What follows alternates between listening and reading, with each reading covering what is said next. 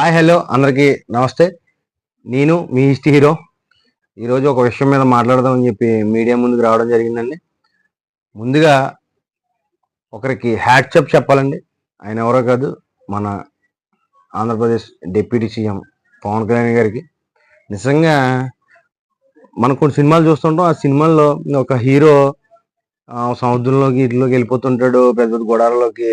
ఎవరు మన దాదాలు, పెద్ద పెద్ద గూండాలు గోడాలు వేసుకుంటే ఎక్కడో సీక్రెట్ గా అక్కడికి వెళ్ళిపోతుంటారు. ఎవ్వరికి జడకుండా ఒక్కరే వెళ్ళి ధైర్యంగా ఆ సమస్యను తీర్చి వస్తూ ఉంటారు. అలా వెళ్తుంటే ఆ బోట్లో వేసుకుని సముద్రంలోకి వెళ్తున్నప్పుడు మనకి గూజ్ బంప్స్ వచ్చేస్తూ ఉంటాయి చూస్తూ ఉంటే. మనం అనుకుంటూ ఉంటాం నిజ జీవితంలో కూడా ఇలా జరిగితే బాగుండు, ప్రజలందరూ బాగుంటారు, ప్రజల జీవితాలు బాగుంటాయి, మనందరం కూడా బాగుంటాం. కానీ నిజంగా ఇలా వెంటనే యాక్షన్ తీసుకుంటే ఎంత బాగుంటారు అని మనం ఎన్నోసార్లు అనుకుని ఉంటాం. ఇప్పుడు మనం నిజంగా నిజ జీవితంలోనే అలాంటిది మనం ఇప్పుడు ఈరోజు చూసాం. నిజంగా 90-100 కిలోమీటర్ల వేగంతో గాలిలు ఉంటే ఆ గాలి అన్నింటిని కూడా లెక్క చేయకుండా, ఎంతమంది ఆపినా కూడా ఆపకుండా ఆయన ఒక 9 మైళ్ళు సముద్రంలోకి ఒక బోటు మీద వెళ్ళి అక్కడ షిప్ని తనిఖీలు చేసి షిప్ని సీజ్ చేయించారు.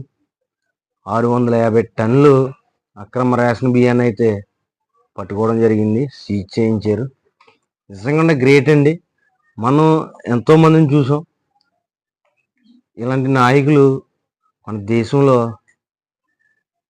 దేశంలోనే ఇలాంటి నాయకులు నిజంగా ఎక్కడో కానీ మనం ఇప్పుడు వరకు చూడలేదండి. మనం ఇలాంటి మన నాయకులు ఎవరిని కూడా ఇప్పుడు వరకు మనం ఇంత సాహసం చేసి ధైర్యంగా ఎదరికెళ్ళి మనం ఏంటంటే సీజ్ ద బోట్ అనగానే మనం అందరం కూడా ఒక్కసారిగా ఆశ్చర్యపోయాం. ఆయన సీజ్ ద బోట్ అనగానే మనందరం కూడా ట్రోలింగ్ వేసేసి వెనకాల బ్యాక్గ్రౌండ్ మ్యూజిక్ చేసి మనం పెడుతున్నాం. ఓకే, ఆయన చేసిన మంచి విషయం కాబట్టి మనందరం కూడా వెనకుండి మనం ఎదురుగా నడుపుతున్నాం. కానీ ఆ బోటుని ఆపడానికి ఎన్నో ప్రాబ్లమ్స్ ఫేస్ చేయాలి ఆయన. అవన్నీ కూడా తట్టుకుని ధైర్యంగా నా ప్రజలు బాగుండాలి, నా దేశం బాగుండాలని చెప్పి సీజ్ ద బోట్ అని చెప్పి ఏం జరిగినా చూసుకుంటాను అని చెప్పి సీజ్ ద బోట్ అని అనడం జరిగింది. ఒక్క మాట మన యావత్ భారతదేశాన్ని కదిలించింది. ఆ ధైర్య సాహసాలు నిజంగా ఆయన ఒక లీడర్. మన ఆంధ్రప్రదేశ్కే కాదు, మన దేశమే గర్వించి తగ్గ మనిషి అయిన. మనం చూసాం మహారాష్ట్రలో కిలోమీటర్ల ట్రాఫిక్ జాములు ఆయన వస్తుంటే నిజంగా ఆయన ఫాలోయింగ్. మీరు ఫ్యాన్స్ కొంతమంది, ప్రజలందరూ కూడా కొంతమంది అర్థం చేసుకోవాలి. మీరు ఎవరిని కూడా దయచేసి ఆయనకి పోటీ పెట్టొద్దండి. ఎందుకంటే ఆయన ఎవరిని కూడా పోటీగా చూసే వ్యక్తి కాదు, అందరినీ కూడా ప్రేమించే వ్యక్తి. ఎవరిని కూడా పోటీగా చూడరు ఆయన. అందరూ కావాలి, అందరూ మన వాళ్ళు, అందరూ బాగుండాలి, అందరూ ఎదగాలి అని కోరుకునే ఏకైక వ్యక్తి పవన్ కళ్యాణ్ గారండి. మీరు ఎవ్వరు కూడా దయచేసి వీరికి పోటీ అని చెప్పి ఎవరిని కూడా పోటీ పెట్టద్దండి. పోటీలు అయ్యి ఆయనకి నచ్చని పదం అది. ఆయన పైన ఆయన చేసుకుంటూ వెళ్తారు. అలాగే ఆయన ఏం చేసినా ప్రజల కోసమే చేస్తారు. ప్రజలందరూ కూడా బాగుండాలని అనుకునే వ్యక్తి ఆయన. మనం ఫ్యాన్స్ నిజంగా మొన్న చూసాం, అక్కడ బోర్డు దగ్గర ఫ్యాన్స్ అందరూ కూడా నిజంగా ఎంతో అదృష్టం చేసుకోవాలి. నిజంగా ఎంతో అదృష్టం చేసుకున్నారు పవన్ కళ్యాణ్ గారు. ఇంతమంది ప్రజలు, ఇంతమంది నిజాలు, ఇంతమంది ఆదరణ ఆయన మంచితనం బట్టి ఆయనకి దొరికింది. ప్రజలందరూ కూడా ఆయన వెంటే ఉందాం. ఆయన చేసే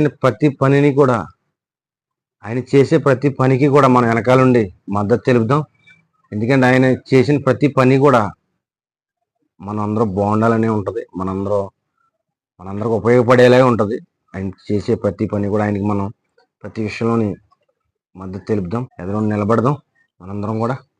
ఈరోజు ప్రభుత్వం మనకి ఇచ్చే రేషన్ బియ్యం 43 రూపాయల 50 పైసలు పడుతుంది. గవర్నమెంట్ ఆ ఖర్చు 43 రూపాయల 50 పైసలకి గవర్నమెంట్ కొని మనకి రేషన్ బియ్యం ఫ్రీగా ఇస్తుంది. మనం ఏం చేస్తాం, ఓ 10 రూపాయలకో 12 రూపాయలకో ఎవరికి అమ్మేస్తాం. వాడు ఏం చేస్తాడు, ఒక 20 రూపాయలకి వేరే వాళ్ళకి అమ్ముతారు. మళ్ళీ అది ఏం చేస్తుంది, వాళ్ళందరూ కూడా ఈ రేషన్ బాగు చేసుకుని ఈ రేషన్ అంతా మన కాకినాడ పోర్టుకి తీసుకెళ్ళి ఆ పోర్టులోంచి బయట దేశాలకు తీసుకెళ్ళిపోతే అక్కడ 70 నుంచి 73 రూపాయల దాకా వాళ్ళు కొనడం జరుగుతుంది. అంటే ఎంత లాభమో చూడండి. ఇప్పుడు ఎలాగంటే అండి, 43 రూపాయలకి వాళ్ళు ఇస్తున్నారు, మనం 10 రూపాయలకి అమ్ముతున్నాం. 10 రూపాయలే అనుకో, మన ఏంటంటే ఫ్రీగా వస్తున్నాయి కాబట్టి బియ్యం, మనకి బియ్యం వాల్యూ తెలియట్లేదు. మనకి ఫ్రీగా బియ్యం వస్తున్నాయి కాబట్టి మనకి ఆ బియ్యం వాల్యూ తెలియట్లేదు. ఈ బియ్యం అన్నీ కూడా పరాయి దేశం వెళ్ళిపోతే అప్పుడు ఏం జరుగుతుందంటే గవర్నమెంట్ లాస్లోకి వెళ్ళిపోతుంది. మన దేశంలో బియ్యం అనేవి మనకే దొరకవు. మన దేశంలో బియ్యం లేక అప్పుడు మన పరిస్థితి ఏంటి, రొట్టెలు బన్నమా ఇవి తిని బతకాలి మనం.